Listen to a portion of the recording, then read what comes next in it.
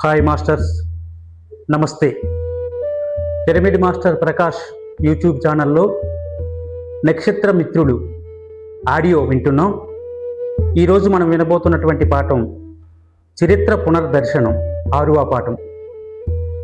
మానవ జన్యువులో సంపూర్ణ విశ్వ చరిత్ర దాగి ఉంది. జన్యుప్రోగుల్లోని సంకేతాత్మకమైన కాంతి సమాచారాన్ని విశ్వ చరిత్రను పొందుపరుచుకున్న ఓ మహాగ్రంథాలయంగా వర్ణించవచ్చు. ఎన్నో రకాల జీవజాలాలు భూమి మీద మనుగడ సాగించాయి. మానవుడికి స్వస్థలం భూమే అని మీరు నమ్ముతూ ఉండవచ్చు. మీ అభిప్రాయం సరైంది కాదు. ఈ భూమి మీదకు మానవుడు తీసుకురాబడ్డాడు.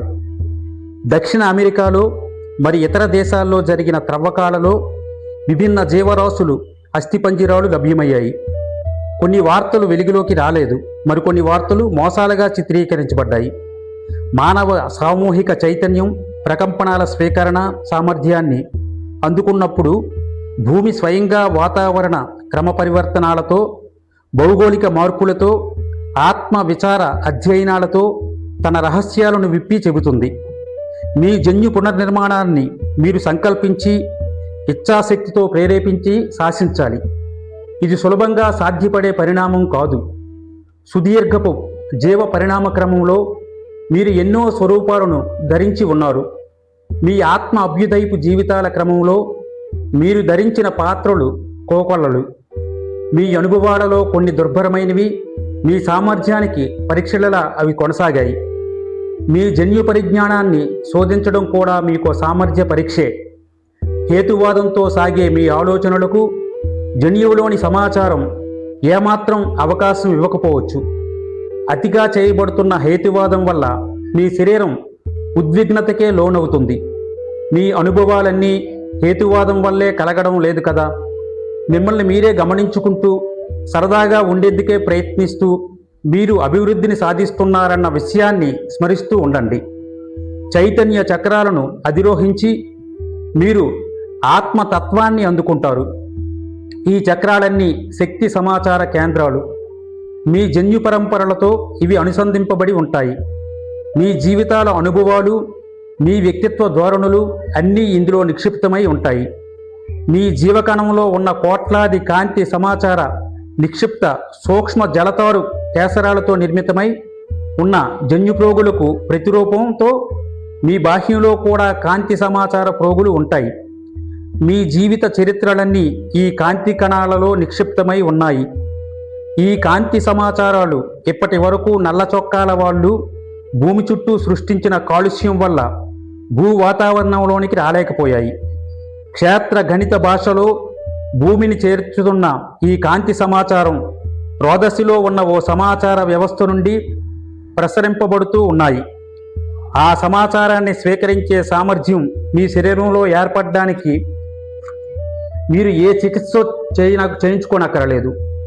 ఓ క్షణంలో మీలో ఏర్పడే ఓ విద్య ద్వారా లేక మీ దేహంలోకి ప్రవేశపెట్టబడిన ఓ ఉపకరణం ద్వారా ఈ సామర్థ్యం మీకు లభిస్తుంది. సమీప భవిష్యత్తులో ఇది సాధ్యమవుతుంది. భూమి మీద కొందరికి, ముఖ్యంగా స్ఫటికాల మీద పరిశోధనలు చేస్తున్న వాళ్లకు శరీరంలోని జన్యు కణాలను ఉద్దీపితం చేసే సామర్థ్యం విద్య లభిస్తుంది. ఈ సామర్థ్యం మీలో ఏర్పడడానికి మీకు సహాయపడే మాస్టర్లు ముందుకు వస్తారు. మీరు వాళ్ళను గుర్తించడంతో పాటు మిమ్మల్ని ఆవరించి ఉన్న అనేక వాస్తవాలను కూడా దర్శించగలుగుతారు. చెల్లాచెదురుగా విసిరి పారేయబడిన పుస్తకాల కుప్పలున్న గ్రంథాలయంలాగా ప్రస్తుతపు మీ జన్యు వ్యవస్థ అస్తవ్యస్తంగా ఉంది. మీకు కావాల్సిన సమాచారం తక్షణమే లభించే అవకాశం ఏమాత్రం ఇప్పుడు లేదు.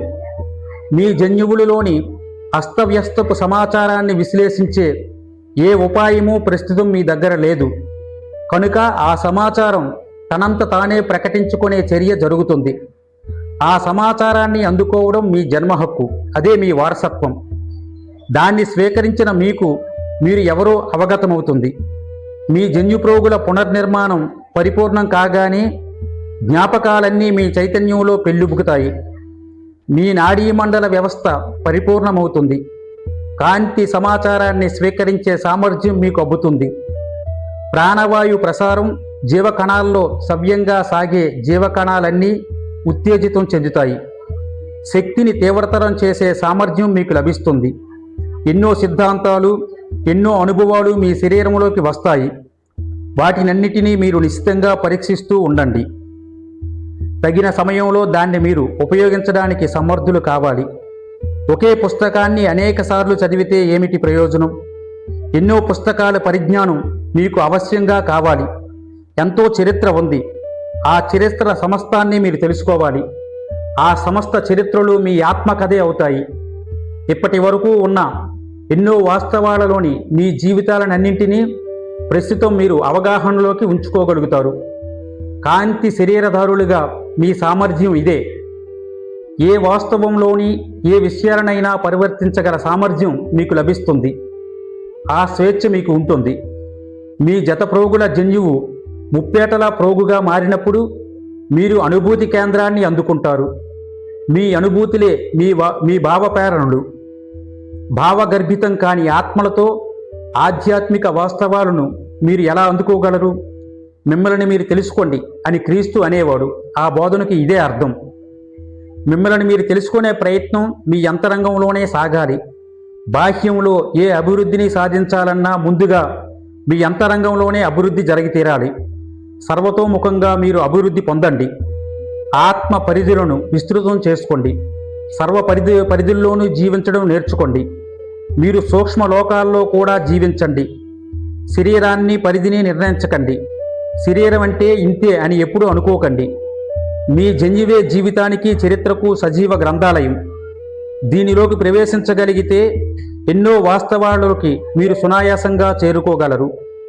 ఇతర ఏ పుస్తకాలను, ఏ చిత్రమాలికలను మీరు అధ్యయనం చేయనక్కరలేదు. మరి ఏ సందేశాలను మీరు వినక్కరలేదు. అన్నిటినీ అనుభవించే సామర్థ్యం మీకు లభిస్తుంది. భూమిని మళ్ళీ సరైన పరిణామ క్రమంలో నిలబెట్టడానికి, మానవుడి జన్యువును మళ్ళీ 12 ప్రోగుల పురిగల సంపూర్ణ జన్యువుగా పునర్నిర్మించడానికి జీవ ప్రణాళికకర్తలు, సృష్టికర్తలు మళ్ళీ భూమి మీదకి తిరిగి వస్తున్నారు. 12 చక్రాలతోనూ మీరు అనుసంధింపబడినప్పుడు మీ శరీరంలో 7 చక్రాలు, మీ శరీరం బయట ఉన్న 5 చక్రాలు విశ్వంలోని 12 సమాచార కేంద్రాలతో సమీకరించి జ్ఞానాన్ని స్వీకరించగలుగుతారు. దాన్ని విశ్లేషించగలుగుతారు. ఆ పరిజ్ఞానంతో మీ మెదడు పరిపూర్ణమై అత్యంత సామర్థ్యంతో, అతి తీవ్ర వేగంతో పనిచేస్తుంది. బయటి 5 చక్రాలు విశ్వశక్తిని సమీకరిస్తూ భూమి వైపుకు ఆ శక్తులను కేంద్రీకరిస్తాయి. మీలో 12 ప్రోగుల జన్యు పునర్నిర్మాణం వల్లే మీరు వెంటనే సర్వజ్ఞులై అయిపోతారని అర్థం కాదు. ఈ పునర్నిర్మాణం వల్ల మీ చైతన్యం పెరుగుతుంది. వివిధ వాస్తవాలలో చరించే సామర్థ్యం మీకు ఏర్పడుతుంది. అత్యంత సూక్ష్మ ప్రకంపనాల సామర్థ్యాన్ని మీరు సంతరించుకుంటారు. మీ గురించి మీకు పూర్తి అవగాహన కలుగుతుంది. కాంతి శరీరదారులైన మీకు మీరు ఎవరో తెలుసు. మిగతా వారికే తాము ఎవరో తెలియడం లేదు. మానవ శరీరాన్ని ధరించి ఉన్న మీలో కొందరు మీరు ఎవరన్న విషయాన్ని మరిచిపోయి ఉన్నారు. అటువంటి వారందరికీ స్మృతి లభిస్తుంది. ఈ భూమిని ఓ సజీవ గ్రంథాలయంగా మేము ఎన్నోసార్లు ఇప్పటికే వర్ణించి చెప్పాం. ఎందుకంటే గ్రంథాలయం అంటే ఏమిటో మీకు బాగా తెలుసు కనుక. ఎంతో సమాచారంతో నిండి ఉన్న పుస్తకాలు గ్రంథాలయాలలో ఉంటాయని మీకు తెలుసు. కానీ ఏ గ్రంథాల్లో ఏం ఉందో, ఆ పరిజ్ఞానాన్ని ఎలా ఉపయోగించుకోవాలో మీరు ఇంకా సరిగ్గా తెలుసుకోలేకుండా ఉన్నారు. అది మీరు తెలుసుకుంటే చాలు. భూమి ఓ సజీవ గ్రంథాలయం అన్న ఈ విషయాన్ని మీరు ఎప్పుడూ జ్ఞప్తిలోనే ఉంచుకోవాలి. ఇందువల్ల భూమిని ప్రేమించే ఓ స్వభావం మీలో ఏర్పడుతుంది. ఈ భూమితో ప్రతి ఒక్కరికి ఓ అనుబంధం ఉందనే విషయం ఇందువల్ల అందరికీ అర్థమవుతుంది. ఎవరూ ఒంటరివారుగా ఉండనక్కరలేదు. మానవులతో తమ విజ్ఞానాన్ని పంచుకోవడానికి ఎన్నో విశ్వాల వాళ్ళు సిద్ధపడి ఉన్నారన్న విషయం ఇందువల్ల మీకు అర్థమవుతుంది. మీ జన్యువులోని 12 ప్రోగులు పునర్నిర్మితమై సజీవం అయ్యాక విశ్వంలోని 12 కేంద్రాలతోనూ మీరు అనుసంధింపబడతారు. మీ గ్రంథాలయం సజీవమవుతుంది. మానవులందరూ ఈ గ్రంథాలయంలోకి ప్రవేశించవచ్చు. చరిత్ర చెప్పే అన్ని కథలను వినవచ్చు. భూమి మీద ఉభయచరాలు తిరిగే సమయాల్లో, ముఖ్యంగా డైనోసార్లు భూమి మీద తిరిగే కాలంలో ఎన్నో జీవజాలాలు సహజీవనం చేశాయి. ఆ డైనోసార్లు భూమికి రక్షకులుగా ఉండేవి. ఈ భూమి మీద కొన్ని శక్తులు సమాచారాన్ని జాగ్రత్త చేసేవి. అనేక లక్షల సంవత్సరాలు ఇలాగే గడిచాయి. ప్రస్తుతం మీ పరిజ్ఞానం అంతా 12 అనే సంఖ్యతోనే అనుసంధింపబడి ఉంది. దీన్ని మీరు సర్వత్రా గమనించవచ్చు. ఈ 12ను మీరు అర్థం చేసుకుంటే దాని సహాయంతో మరో దేన్నో మరెక్కడ దానితోనో ఓ సంబంధాన్ని కల్పించుకోవడం సాధ్యమవుతుందనే విషయం మీకు అర్థమవుతుంది. ఈ 12 అనే సంఖ్య సమాచారాన్ని విశ్లేషించేందుకు సహకరించే ఓ సమీకరణం మాత్రమే. తర్కానికి హేతువాదానికి అందని ఎన్నో విషయాలు మీ జన్యుప్రోగులు 12 జాగృతమైనప్పుడు అద్భుతంగా మీ అవగాహనలోకి వస్తాయి. అనేక వర్గాల వారు నిర్ణయించి క్రోడీకరించుకున్న సమాచార వ్యవస్థ స్వరూపం 12 అంకెలతో సమీకరింపబడుతుంది. 12 సంఖ్య వాడుకలో ఉన్నా అది మీ సహజ సంఖ్య కాదు. మీకు సరిగ్గా అమరే సంఖ్య 13.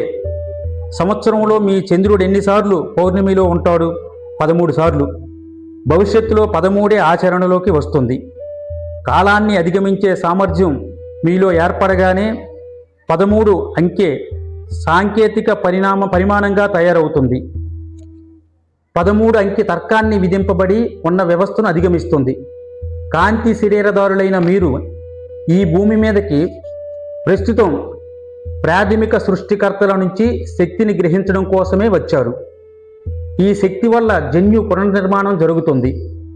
విశ్వపు 12 కేంద్రాలతో మానవుడు అనుసంధింపబడతాడు. ఆ తరువాత అత్యంత నిగూఢంగా నిక్షిప్తమైన సమాచారాన్ని భూమి నుంచి గ్రహించగలుగుతాడు. ఎంతో ముఖ్యంగా స్వీకరించాల్సిన ఉన్న ఈ జ్ఞానం ఏమిటి? ఆ జ్ఞానం క్రిమి కీటకాలలో, పుష్పాలలో, పందులలో, గాడిద తోకలలో, కుందేళ్ల చెవులలో రహస్యంగా క్రోడీకరింపబడి ఉంది. ఆ జ్ఞానాన్ని మీరు శోధించి తెలుసుకోవాలి. ఆ జ్ఞానం ఈ 12 గ్రంథాలయాలలో ఉంది. ఆ జ్ఞానాన్ని స్వీకరించగలిగే తరగతుల అంతస్తులు ఎన్నో ఉన్నాయి. ఒక స్థాయి పరిజ్ఞానాన్ని సమీకరించుకొని వినియోగించుకున్న తరువాతే మరింత హెచ్చు స్థాయి పరిజ్ఞానాన్ని స్వీకరించగలగటం ఈ సజీవ గ్రంథాలయంలో సాధ్యమవుతుంది. ఒకేసారి పరిపూర్ణ పరిజ్ఞానాన్ని అందుకోగల వీలు ఈ గ్రంథాలయంలో ఉండదు.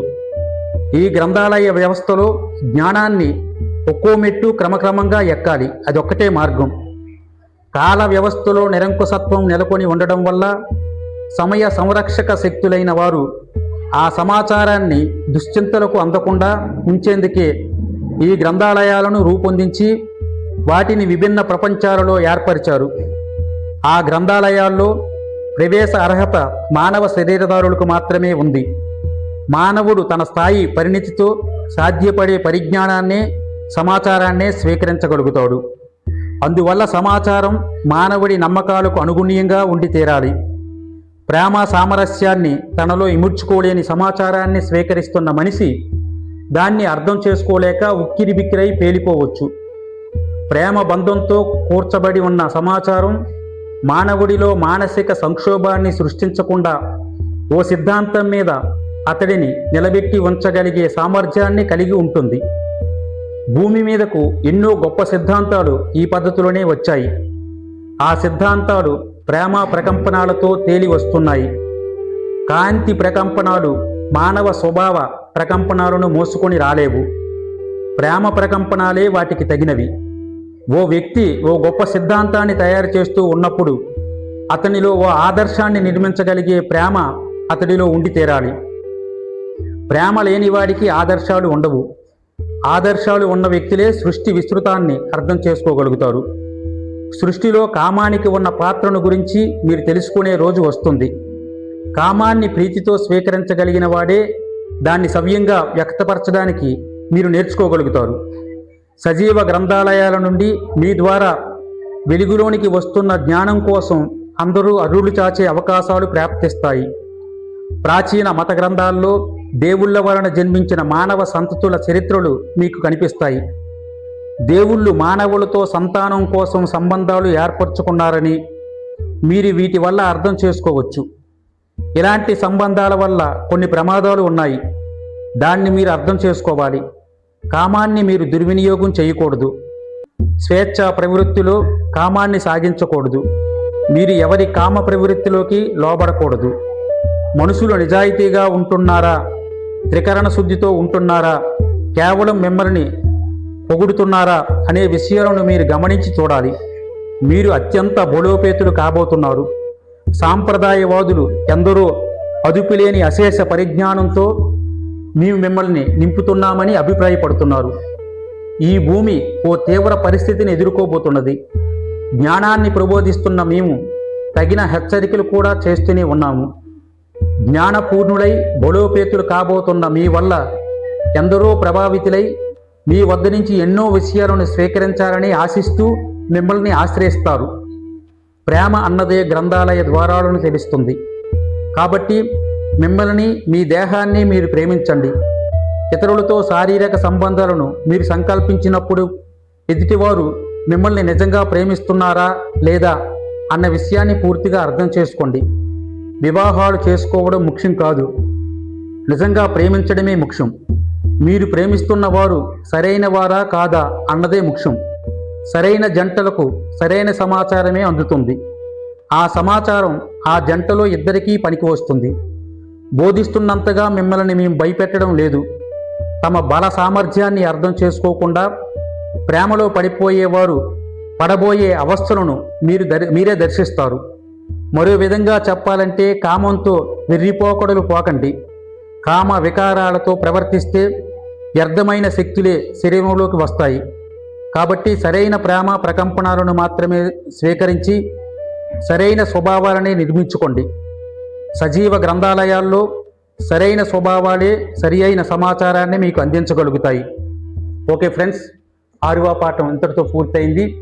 7వ పాఠంలో మళ్ళీ కలుసుకుందాం. Thank you.